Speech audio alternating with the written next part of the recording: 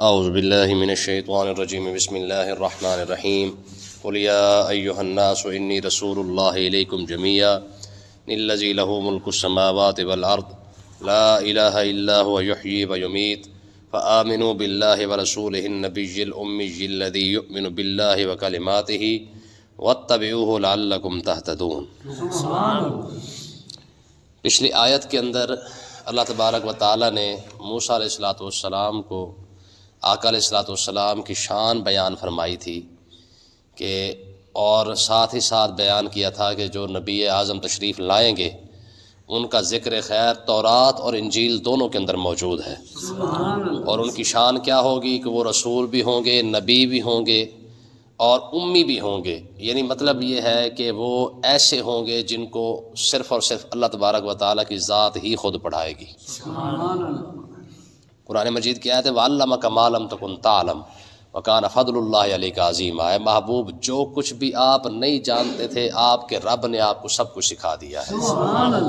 تو کیونکہ پچھلی آیت میں یہ حضور کا ذکر خیر ہو چکا تھا، تو اب اللہ تبارک و تعالیٰ نے اپنے محبوب کو ارشاد فرمایا محبوب کل آپ خود فرما دیں، یا ایھا الناس، فرمایا اے تمام لوگو، انی رسول اللہ علیکم جمیعا، میں تم سب کی طرف اللہ کا رسول بن کے آیا ہوں۔ دیکھیں پچھلے اسی صورت کے اندر پیچھے کیونکہ 5-6 نبیوں کا اور ان کی امتیوں کا ذکر آیا ہے، تو سب نے ایک ہی لفظ استعمال کیا، یا قوم، فرمایا میری قوم، چاہے نوح علیہ السلام تھے، شعیب علیہ السلام ہے، موسیٰ علیہ السلام ہے، کیونکہ وہ اپنی اپنی قوم کی طرف مبعوث ہوئے تھے، نبی بن کے آئے تھے۔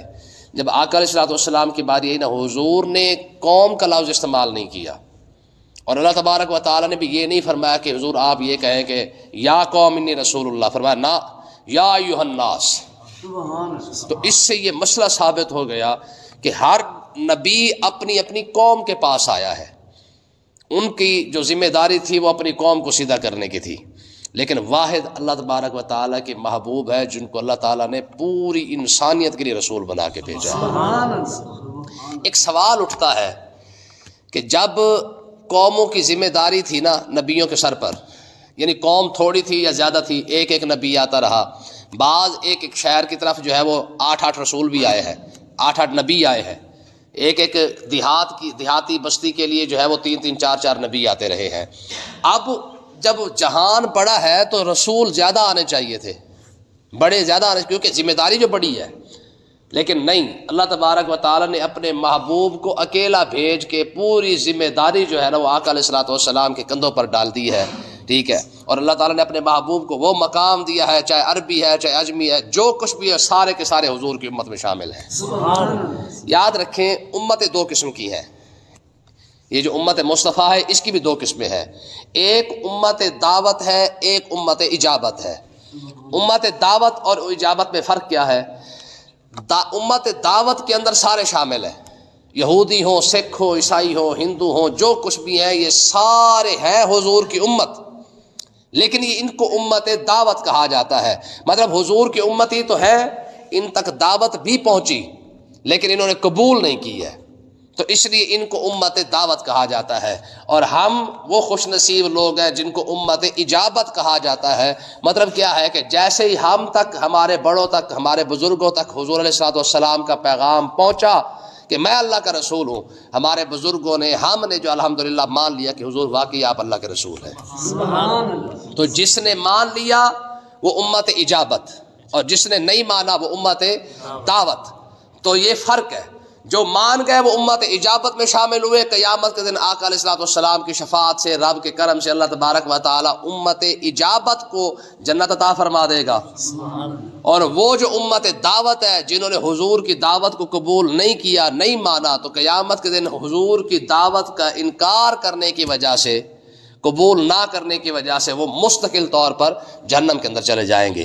تو اللہ تبارک و تعالی نے ارشاد فرمایا کل اے محبوب آپ فرما دے، یا ایھا الناس، چاہے کالا ہے چاہے گورا ہے، چاہے عربی ہے چاہے عجمی ہے، حبشی ہے افریقی ہے امریکی ہے، جو بھی ہے، یا ایھا الناس، فرمایا اے محبوب آپ اعلان فرمائے، یہ آفاقی اعلان ہے رب تعالیٰ کی طرف سے، میں اے تمام لوگوں انی رسول اللہ علیکم جمیعا، میں تم سب کی طرف اللہ کا رسول بن کے آیا ہوں۔ کل کو کوئی اعتراض نہ کرے کہ یہ آپ کیسے کہہ رہے ہیں، آپ کو سب لوگوں کے لیے کیسے رسول بنایا گیا ہے؟ مجھے اس ذات نے رسول بنایا ہے. وہ ذات کون سی ہے؟ الذی لہ ملک السماوات والارض، زمین اور آسمان کی بادشاہی جس کی ہے نا، مجھے رسول بھی اسی نے بنایا ہے. ہاں، یہ مجھے رسالت کا جو منصب اتنا بڑا ملا ہے کہ سارا جہان میری رسالت کے اندر شامل ہے، میری نبوت کے اندر شامل ہے. تو دیکھیں، میں جس ذات نے پوری دنیا کو بنایا ہے، پیدا کیا ہے، اسی ذات نے مجھے اتنا بڑا رسالت کا منصب بھی ساتھ عطا فرمایا ہے. اب دیکھیں، اللہ تبارک و تعالی نے جب اپنی عبادت کا حکم دیا نا، تب بھی یہی لفظ استعمال کیا. فرمایا یا ایھا الناس، یا ایھا الناس اتقوا ربکم الذی خلقکم. فرمایا تمام لوگوں میری عبادت کرو. ٹھیک ہے، یعنی جب عبادت کا حکم دیا پھر بھی سب لوگوں کو دیا، اور جب اپنے محبوب کی نبوت کا اور رسالت کا اعلان کیا اس میں بھی سارے لوگوں کو شامل فرمایا. جیسے فرمایا تمام لوگوں میری عبادت کرو، اسی طرح فرمایا تمام لوگوں کے لیے میرا رسول جو ہے وہ نبی بن کر تشریف لایا ہے. اب اگلی بات دیکھیں، قرآن مجید کے اندر ایسی ہی دو آیتیں ہیں، الحمدللہ رب العالمین وما ارسلناک الا رحمت للعالمین. لفظ عالمین دونوں آیتوں کے اندر استعمال ہوا ہے. مطلب کیا ہے کہ ہم جو ترجمہ کرتے ہیں نا کہ تمام تعریفیں اللہ کے لیے ہیں جو تمام عالمین کا پالنے والا ہے، یعنی اس سے یہ بات ثابت ہوتی ہے کہ اس ساری کائنات کے اندر جو بھی ہے، جیسی بھی ہے، وہ رب بہتر جانتا ہے. جتنی بھی کائنات ہے، اس ساری کائنات کا خالق اور رازق جو ہے وہ اللہ تعالیٰ کی ذات ہے، کیونکہ سب کو پال رہا ہے نا. لفظ عالمین جیسے اللہ تعالیٰ نے اپنی شان کے لیے استعمال کیا ہے، ایسے ہی لفظ عالمین اپنے مصطفیٰ کریم کے لیے استعمال کیا ہے. وما ارسلناک الا رحمت للعالمین، اے محبوب ہم نے آپ کو عالمین کے لیے رحمت بنا کے بھیجا ہے. مطلب کیا نکلا کہ جہاں تک اللہ تبارک و تعالیٰ نے مخلوق کو پیدا فرمایا ہے، وہاں تک اللہ تعالیٰ نے اپنے مصطفیٰ کو رحمت بھی بنا کر بھیجا ہے. جتنی مخلوق موجود ہے حضور سب کے لیے رحمت بن کے آئے ہیں. اس لیے علماء فرماتے یہ حضور کی شان ہے، حضور کافروں کے لیے بھی رحمت بن کے آئے ہیں. مسلمان تو مسلمان رہے نا، کافروں کے لیے بھی حضور رحمت ہے. ٹھیک ہے، اور کافروں کے لیے حضور رحمت کیسے ہیں؟ میں جب تک حضور تشریف لائے نا، ما کان اللہ لیعذبہم وانت فیہم، میں یہ آج کافروں پر جو عذاب نہیں آ رہا یہ بھی صدقہ حضور ہی کا ہے. دیکھیں یار، کافر سوچ سکتے ہیں، ان کے تو سوچ میں بھی یہ بات کبھی نہیں آئے گی کہ جس محبوب کی دن رات گستاخیاں کرتے ہیں بچے اسی محبوب کے صدقے بچے ہوئے ہیں. ٹھیک ہے نا جی، دیکھیں نا رب اتنی غیرت والا ہے کہ اگر موسیٰ علیہ السلام کی گستاخی ہو ساری قوم برباد ہو جائے، شعیب علیہ السلام کی ہو ساری قوم ہلاک ہو جائے، نوح علیہ السلام کی ہو ساری قوم غرق کر دی جائے، یار وہ آقا علیہ السلام تو پھر بھی اس کے محبوب ہے. لیکن آج یہ کافر دن رات گستاخیاں کر کے پھر کیوں نہیں ہلاک ہو رہے ہیں؟ اس کی وجہ یہ ہے کہ یہ بھی آج بھی قرآن مجید کہہ رہے ہیں ما کان اللہ لیعذبہم وانت فیہم، اے محبوب یہ آپ ہی کا صدقہ بچے ہوئے ہیں.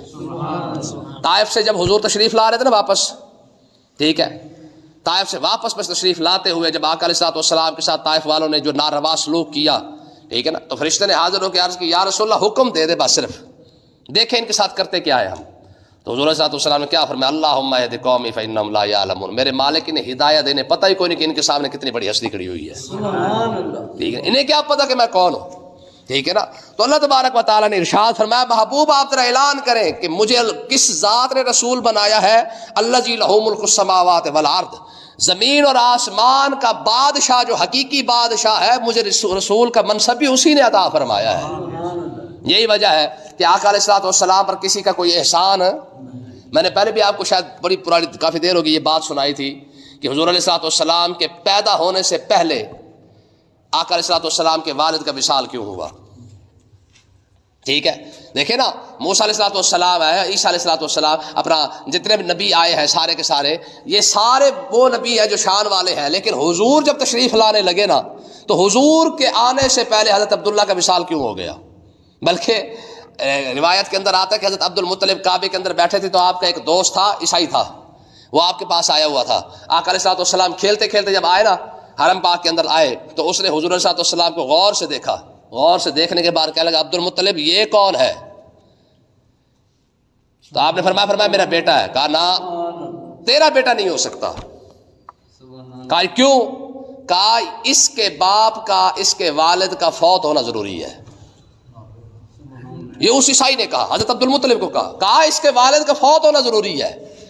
تو حضرت عبد المطلب کہنے لگے کیوں؟ کہا وجہ یہ ہے کہ اس کے ماتھے کے اندر نبوت کا تاج چمک رہا ہے. ٹھیک ہے نا جی. ہم نے اپنی کتابوں میں پڑھا ہے کہ جب مصطفیٰ کریم تشریف لائیں گے ان کی آمد سے پہلے ان کے والد کا وصال ہو جائے گا. تو حضرت عبد المطلب کہنے لگے میرا پوتا ہے. فرمایا ہاں یہ بات ضرور کر کے تیرا پوتا ہو سکتا ہے، تیرا بیٹا نہیں ہو سکتا ہے. ٹھیک ہے نا. تو یہ باتیں تو پہلے مشہور تھیں. تو کہنے کا مقصد یہ ہے کہ حضور کا والد کا وصال کیوں ہوا ہے. علماء فرماتے ہیں وجہ صرف اور صرف یہ ہے کہ اللہ تبارک و تعالیٰ کی غیرت یہ گوارا ہی نہیں کرتی ہے کہ میرے محبوب پر، میرے والد، اپنے محبوب پر اس کے والد کا احسان بھی نہ ہو. کل جب حضور اعلان نبوت کرے نا تو حضرت عبداللہ کھڑے ہو کے یہ نہ کہے کہ بیٹا میں نے تجھے پالا تھا، میں نے تجھے بڑا کیا ہے، تو بڑا ہو کر جو ہے وہ اب مطلب ہے کہ لوگوں کے سامنے تبلیغ کر رہا ہے، میرا احسان ہے تجھ پر. میں اللہ تعالیٰ کی غیرت گوارا ہی نہیں کرتی تھی کہ اس کے محبوب پر اس کے محبوب کے والد کا احسان بھی نہیں ہونا چاہیے. پھر دیکھیں یہی بات سلسلہ علماء نے آگے بڑھایا ہے کہ ناز والا نبی ہو اور اس کے لیے جس دائی کا انتخاب ہو رہا ہے وہ ایسی ہے جس کے گھر میں روٹی نہیں پکتی. اما حلیمہ ہے سبل الہدی والرشاد کے اندر نا بڑی خوبصورت بات لکھی ہے امام شامی نے. وہ کہتے ہیں کہ جب اللہ تعالیٰ کے محبوب کی ولادت کا وقت آیا نا تو اللہ تعالیٰ نے کائنات کو فرمایا میرا محبوب دنیا میں تشریف لانے والا ہے، پالے گا کون؟ کس نے پالنا ہے؟ تو کہتے ہیں کہ آسمان نے سب سے پہلے اللہ کی بارگاہ اقدس میں عرض کی پروردگار مجھے عطا فرما سب سے زیادہ بلند ہوں اور سب سے زیادہ مضبوط بھی ہوں، 500 سال کی چوڑائی ہے، 500 سال کی لمبائی ہے، میں اپنا محبوب مجھے عطا فرما میں پالوں گا. تو اللہ تعالیٰ نے ارشاد فرمایا نہ کوئی اور. پھر زمین نے عرض کی پروردگار مجھے عطا فرما، وسعت تو ہے نا میرے اندر، ٹھیک ہے، نرمی بھی ہے، سختی بھی ہے، وسعت بھی ہے، سارا کچھ ہے، مجھے عطا فرما. تو اللہ تعالیٰ نے ارشاد فرمایا نہیں. پھر پہاڑوں نے عرض کی پروردگار ہم سے زیادہ مضبوط کوئی نہیں ہے، ہمیں عطا فرما، ہم تیرے محبوب کو پالیں گے. ٹھیک ہے نا. اللہ تعالیٰ نے ارشاد فرمایا نہ. فرمایا پھر اللہ تعالیٰ نے ارشاد فرمایا یہ خوش بختی کا جو مینار ہے نا وہ ہم نے حضرت حلیمہ کو عطا فرما دیا ہے. وجہ کیا ہے؟ فرمایا کہ اگر امیر دائیاں آقا علیہ الصلوۃ والسلام کو لے کے جاتی تو وہ کہتی کہ جناب آپ پر ہمارا احسان ہے، اگر ہم آپ کو نہ پالتے تو آپ اتنے بڑے کیسے ہوتے. میں حلیمہ کل کو اما حلیمہ جب کھڑی ہو نا وہ یہ نہ کہے کہ حضور آپ کو میں نے پالا ہے، بلکہ جب حضور کی وجہ سے اما حلیمہ کو برکتیں ملیں گی نا تو حضرت حلیمہ خود کہتے پھرے گی میں نے اسے نہیں، اس نے مجھے پالا ہوا ہے. اور یہ پھر ہوا. ٹھیک ہے نا. بہرحال تو اللہ تبارک و تعالیٰ نے فرمایا کہ وہ زمین اور آسمان کا جو بادشاہ ہے نا رسالت بھی اسی نے عطا فرمائی ہے. پھر اگلی شان کیا ہے؟ فرمایا لا الہ الا هو یحیی و یمیت. فرمایا کہ جس خدا نے مجھے رسالت عطا فرمائی ہے وہ تو ایسا خدا ہے لا الہ الا هو، اس کے سوا کوئی معبود نہیں ہے. اور اس کی اگلی شان یہ یحیی و یمیت، وہ زندہ بھی ہے اور مارتا بھی ہے، خود زندہ ہے. ٹھیک ہے. اور اس کی اگلی شان کیا ہے؟ وَيُمِيتُ، ہر ایک کو فنا کرنے والا بھی وہی ہے. كُلُّ مَنْ عَلَيْهَا فَانٍ وَيَبْقَى وَجْهُ رَبِّكَ ذُو الْجَلَالِ وَالْإِكْرَامِ. ٹھیک ہے. تو اللہ تبارک و تعالیٰ نے ارشاد فرمایا دیکھو یار شان اپنے محبوب کی پہلے 3 لفظوں کے اندر بیان فرمائی، اس کو قرآن بنا کے بھیجا. پھر اپنی شان بھی قرآن کے اندر بیان کی لیکن زبان آقا علیہ الصلوۃ والسلام کی استعمال ہوئی ہے. پھر اللہ تعالیٰ نے ارشاد فرمایا محبوب آپ ان کو فرمائے فآمنوا، او ایمان لاؤ، باللہ و رسول، اللہ پر بھی اور اللہ کے رسول پر بھی. ایمان لاؤ اللہ پر بھی اور اللہ کے رسول پر بھی. اور رسول کیسا ہے؟ فرمایا وَرَسُولِهِ النَّبِيِّ الْأُمِّيِّ الَّذِي، رسول ایسا ہے جو غیب کی خبریں دیتا ہے. اور امی یہ جیسے کل پچھلی آیت کے اندر ہم نے پڑھا تھا. اور امی کا مطلب کیا ہے؟ کہ وہ ہستی جس کو صرف اور صرف رب نے پڑھایا ہے. وَعَلَّمَكَ مَا لَمْ تَكُنْ تَعْلَمْ وَكَانَ فَضْلُ اللَّهِ عَلَيْكَ عَظِيمًا. الرحمن علم القرآن، یہ ساری وہ آیتیں ہیں جس کو اللہ تبارک و تعالیٰ نے ارشاد فرمایا میرے محبوب کو دنیا کے اندر کسی کے پاس پڑھنے کی ضرورت ہی کوئی نہیں ہے. دیکھیں نا اگر حضور کسی کے پاس پڑھنے جاتے تو کل کوئی استاد بھی کھڑا ہو کے کہہ رہا تھا جناب ہم نے آپ کو پڑھایا تھا پھر اس لیے آپ نبوت کا دعویٰ کر چکے ہیں. ٹھیک ہے. فرمایا کوئی استاد والد کوئی اور بندہ کھڑا ہو کے کہہ ہی نہیں سکتا کہ میرے نبی پر جو ہے وہ ہمارا احسان ہے. واحد اللہ نے اپنی غیرت کی وجہ سے اپنے نبی پر صرف اپنا ہی احسان رکھا ہے. اس کائنات کے اندر کسی شخص کا حضور پر احسان نہیں ہے. ٹھیک ہے نا جی. تو اللہ تبارک و تعالیٰ نے ارشاد فرمایا میرے نبی کی یہ شان ہے، میرے نبی پر ایمان لاؤ، اللہ پر بھی اللہ کے رسول پر بھی جو غیب کی خبر دینے والا بھی ہے اور وہ ذات ہے جس کو جو ہے وہ اللہ نے پڑھایا ہے الذی یؤمن باللہ و کلماتہ، اور جو ایمان لاتا ہے اللہ پر اور اللہ کے تمام کلمات پر. ہے میرے نبی کی یہ شان ہے. اللہ تبارک و تعالیٰ نے جیسا حکم دیا حضور نے فرمایا آمین. ہے جس طرح بھی اللہ تعالیٰ نے حکم ارشاد فرمائی اللہ تبارک و تعالیٰ جیسے حکم فرماتا گیا حضور اللہ تعالیٰ کے ہر حکم پر جو ہے سر جھکاتے گئے. واتبعوہ، اللہ تعالیٰ نے ارشاد فرمایا میرے محبوب کی اتباع کرو، اس کی اتباع کرو. یار رب حکم دے رہا ہے کہ اگر اتباع کرنی ہے نا تو پھر حضور کی اتباع کرو. کیوں؟ لعلکم تہتدون، اگر تمہیں ہدایت چاہیے تو ہدایت کا صرف اور صرف ایک ہی راستہ ہے، وہ ہے حضور علیہ الصلوۃ والسلام کی ذات. ٹھیک ہے، دیکھیں یار رب کو تو سارے مانتے ہیں نا، تو یہ رب ہی کا فرمان ہے کہ ہدایت چاہیے تو ہدایت صرف اور صرف حضور کے غلامی کے اندر ہے. اگر جو حضور کی غلامی کو چھوڑ کے جائے اسے ہدایت نہیں مل سکتی ہے. تو آج بھی مسلمانوں کو خاص کر ہوش کے ناخن لینا چاہیے کہ حضور کے در کو چھوڑ کر جو ہے یار ہدایت کیسے مل سکتی ہے. رب خود فرما رہا ہے کہ اگر ہدایت چاہیے تو میرے نبی کے در پہ آؤ. اگر رب نے ہدایت کہیں اور رکھی ہوتی تو ضرور مل جاتی، ٹھیک ہے نا، لیکن رب نے ہدایت کا سودا رکھا ہی اپنے مصطفیٰ کریم کے در پر ہے. دیکھ نا قرآن مجید نے نا منافقین کے بارے میں بڑی بات کی ہے یار. اور میں منافق کو تم دیکھو نا، وَإِذَا قِيلَ لَهُمْ تَعَالَوْا، جب منافقوں سے کہا جاتا نا اے آؤ، کہاں؟ یستغفر لکم رسول اللہ، اللہ کے رسول کے در پہ آ جاؤ. یستغفر لکم، میرا رسول تمہارے لیے ہاتھ اٹھائے گا تمہاری بگڑی بن جائے گی. یہ قرآن ہے. وَإِذَا قِيلَ لَهُمْ تَعَالَوْا يَسْتَغْفِرْ لَكُمْ رَسُولُ اللَّهِ. اب دیکھیں اگلی بات فرمایا لَوَّوْا رُؤُوسَهُمْ. منافقوں کو جب کہا جاتا نا رسول اللہ کے در پہ آؤ تو کیا کرتے ہیں؟ لَوَّوْا رُؤُوسَهُمْ کا مطلب یہ ہے کہ اپنے سروں کو یوں یوں کرتے ہیں، نہ اسی نہیں آنا ادھر. ٹھیک ہے، کیوں؟ وَرَأَيْتَهُمْ يَصُدُّونَ وَهُمْ مُسْتَكْبِرُونَ. فرمایا محبوب آپ ان کو دیکھیں گے جب آپ کے در کی بات کی جائے گی نا، میرے محبوب کے در پہ آؤ، فرمایا اپنے سروں کو نہ کرتے ہو یوں یوں کرتے ہوئے جو انکار کر دیں گے. ہاں اللہ کی طرف دوڑ کے آئیں گے، اللہ کے رسول کی طرف انکار کر دیں گے. فرمایا یہی منافق کی نشانی ہے کہ جب اسے اللہ کے رسول کی طرف بلایا جائے تو پھر انکار ہے، ہاں اللہ کی بات آ جائے تو پھر سارے شے تیار ہو جاتے ہیں. فرمایا ہدایت کا سودا رب نے دیا ہے تو اپنے مصطفیٰ کریم کے در پہ رکھا ہوا ہے، اس کے بغیر کسی کو ہدایت. امام احمد رضا خان ایک بڑی بات لکھی تھی، کہا تھا بخدا خدا کا یہی ہے در. بخدا کہ خدا کی قسم خدا کا در یہی ہے. کون سا؟ حضور علیہ الصلوۃ والسلام کا. کہا بخدا خدا کا یہی ہے در. کہا خدا کی قسم خدا کا در یہی ہے، نہیں اور کوئی بفرم کر. جہاں سے مرضی بھاگنا ہے بھاگ کے دیکھ لو، تمہیں ہدایت ملے گی نا صرف اور صرف یہیں پہ آ کے ملے گی. اور آگے جو وہاں سے ہو یہیں آ کے ہو، جو یہاں نہیں وہ وہاں نہیں. کہا جو عرش الہی کے پار بھی جو فیصلہ ہوتا نا وہ بھی اس محبوب کی رضامندی پر ہوتا ہے. ان اللہ یسارع فی ہوا کا. ہم عائشہ صدیقہ فرماتی، فرمایا محبوب ہم نے دیکھا ہے آپ کے لب مبارک بعد میں ہلتے ہیں، اللہ تعالیٰ آپ کی خواہش کو، آپ کی مرضی کو، آپ کی جو بھی ہوتی ہے تمنا ہوتی ہے اللہ تعالیٰ اس کو پہلے پورا فرما دیتا ہے. ٹھیک ہے نا. وہ ایک تھا نا سادہ سا شعر تھا کہ محمد کا در چھوڑ کر جانے والوں ہوا نہ گزارا تو پھر کیا کرو گے، ہمیں کیا چلو تم خدا ہی کو مانو، خدا اگر نہ مانا تو پھر کیا کرو گے. وہ حضور کے در کو چھوڑ کر بھی ہدایت کسی کو ملی ہے. آج دیکھ رہے دنیا چاند پر پہنچی ہوئی ہے، فلانی جگہ پہنچی ہے، فلانی جگہ پہنچی ہوئی ہے. اور مسلمانوں نے جب سے حضور کا در چھوڑا ہے ملا کیا ہے مسلمانوں کو؟ میرے ہاتھ میں تو جب تک میرے مصطفیٰ کا دامن، میرے پاؤں چومتی تھی یہی گردش زمانہ.